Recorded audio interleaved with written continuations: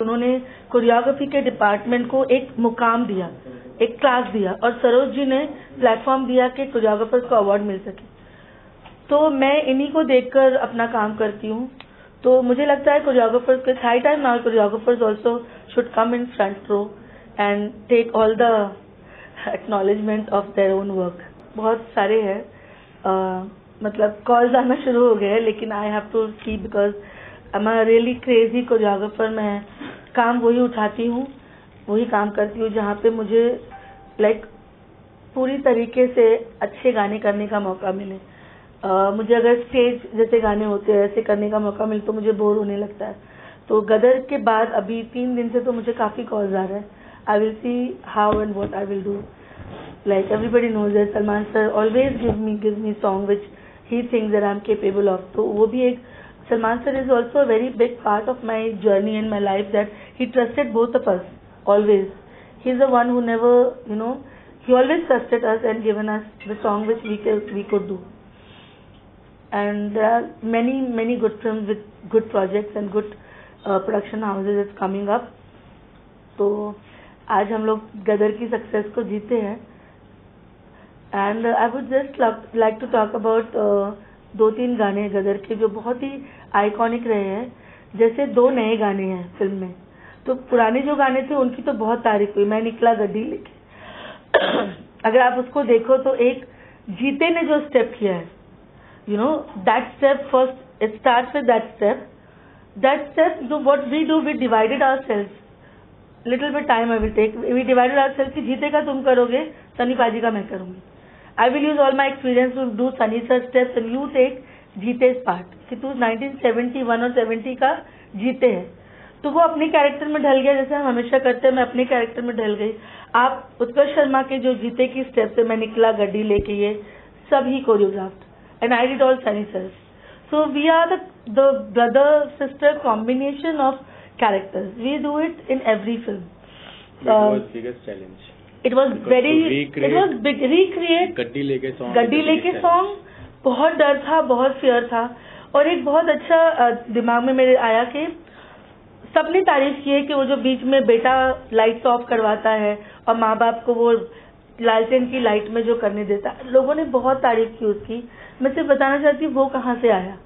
So main actors also वो very keen के कुछ रोमांटिक हो जाए। मेरे दिमाग में था कि जब लास्ट टाइम गड्डी लेके आया तो सनी पाजी was already impress with Sakina Tara Singh, but वो उनको बोल नहीं पाता था क्योंकि वो मैडम जी इतनी बड़ी है और मैं एक ट्रक ड्राइवर हूँ। तो वो उस गाने में स्टेज पे डांस करते करते फैंटेसाइज करते हैं कि मैं उसके साथ मेले में हूँ, ऐसे हूँ। मुझे लगा कि आज हमें ऑडियंस को रियल में उनको मिलते हुए दिखाना चाहिए, क्योंकि हम डायरेक्ट 22 साल बाद दिखा रहे फिल्म में, तो ये रोमांटिक सीन्स फिल्म में वापस नहीं आएंगे।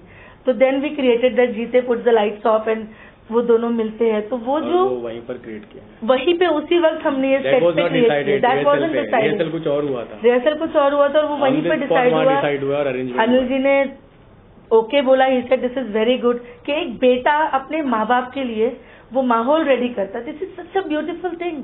आज की जनरेशन के हर बच्चों को अपने माँ बाप के लिए सोचना चाहिए कि माँ बाप सिर्फ पढ़ाई करवा के अपने करियर को बनाने के लिए नहीं बने हैं, हमें भी बड़े होकर उनके लिए सोचना है। तो जीते वो करता है, और लोगों ने इतना पसंद किया उस मोमेंट को।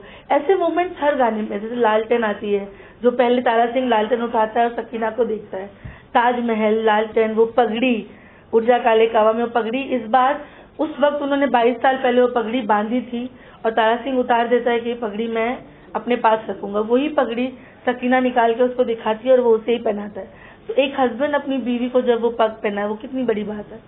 फिर झूम झूम गाना आया, तो मिथुन ने जब झूम झूम गाना भेजा तो हम लोग इतने परेशान थे कि इसको कैसे किया जाए, इतना डिफिकल्ट, इतना ब्यूटीफुल सॉन्ग है, गलत नहीं हो सकता। Again I gave him a challenge, if you are जीते 1971 and you are a fan of Rajesh Khanna, how will you come up with this step? I knew what story, I gave him the liberty to choreograph that song. You choreograph that song and I will take care of the storytelling and I will tell you कि ये अच्छा है, ये अच्छा नहीं है, मैं director बन जाऊंगी। And he choreographed and he rejected his own steps because he thought नहीं कुछ और करना है, and I caught that, I said no, यही करना है। And when he showed me all this steps जिसको लोग इतनी तारीफ कर रहे हैं, ये शो किया, and he created जीते's body language for that song and then we both did that song like that. Because challenge था ये कि इन्होंने जब मुझे बताया, बिकॉज हम लोग ने स्क्रिप्ट सुन लिया था, वी न्यू कि क्या कैरेक्टर है उसका, तो उसका कैरेक्टर बड़ा नॉटी था. He was not shy but naughty था और करिज्मेटिक था at the same time, and he was very energetic also at the same time, and he was huge fan of Rajesh Khanna. तो that all challenge was there कि ये सब चीज़ें एक गाने में आना चाहिए. और रोमांटिक गाना ये सूरज हुआ मध्यम जैसा तो था नहीं, किसी हाथ घुमाया हो गया. इसमें एक पैपी नंबर था और इसका कैरेक्टर था, वो इम्प्रेस करना है उसकी फैमिली को भी. तो वो चैलेंज को लेके मैंने कुछ सोचा और फिर उसको डाला. मुझे खुद को नहीं अच्छा लगा वो, मुझे ऐसा लगा नहीं यार. और मैं अपना क्रिटिक्स खुद ही हूँ. तो इन्होंने देखा, इन्होंने बोला यही बेस्ट है, डोंट गो, यही बेस्ट है, इसी को रखना है.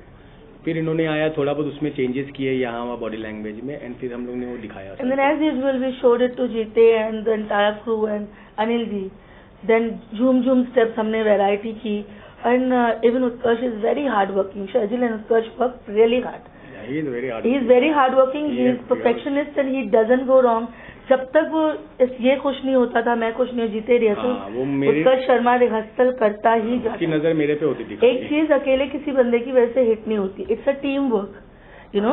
Like captain of the ship director अगर अपनी सूझबूझ से अपनी टीम को बहुत अच्छे तरीके से समेट लेते हैं, जैसे अनिल जी ने किया, तब जाके गदर बनती है. उसी तरीके से हमारे लिए भी गाने में जब एक्टर हमारा परफेक्टली करता है तो वो हमें दिखाता है कैमरे पे.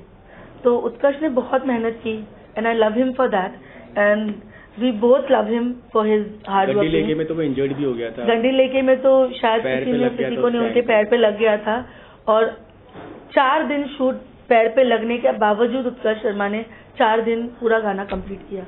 और एक और गाना है जो new song, there is one more song, चलते रे इश्क में. इस ईद का ओकेशन है, पाकिस्तानी लड़की है और वो ये कर रही है. यहाँ पे अब मेरा चैलेंज मुझे था, then he gave me challenge that okay ये गाना आपका है, लड़की का है, and you are a classical dancer yourself, so you do this song and I will जज यू.